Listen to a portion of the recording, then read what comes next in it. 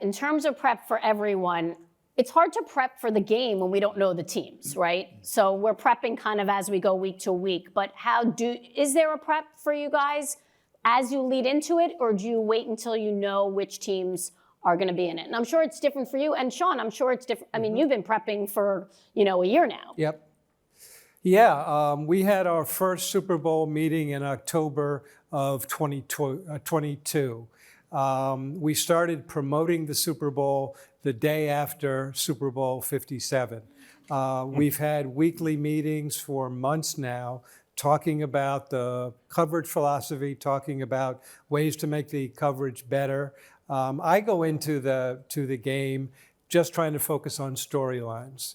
And here are the stories we should be telling, some of which people have never heard before.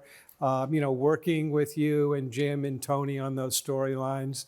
And then the game plays itself out, and you just hope that the storylines that you have thought were going to come to fruition come to fruition. But it's very much a storyteller's medium. And if you're capturing both visually and verbally the story of what's going on in the field, you've done a really good job.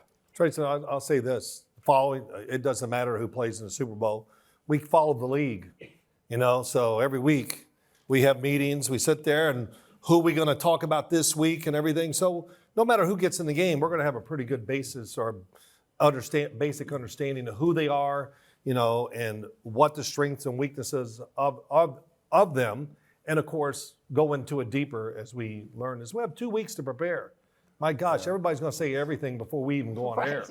So we got to come up with something different, which is not hard to do. Yeah. It's not hard because everybody repeats the same stuff every single week. So yeah, you guys agree? I kind of do agree with you, but we know the stories. We know the storylines for all the teams. We know what's going on. We know who the pressure points or where the pressure points are. Drew and the research crew at the NFL Today do a great job of laying it all out for us. Yeah. I mean, it's amazing. Yeah. The amount of information that we have, everything that's at our fingertips in terms of tapes, interviews, whatever you may want to read. And then you just kind of formulate your own opinion. Coach has a unique opinion because it's always come from a coach's side. We have the quarterback opinion, which he hates. And then Coach always comes from the diva wide receiver side. And then this year we'll have JJ Watt with us, which will be great. He's been great. We also have Matt Ryan, right?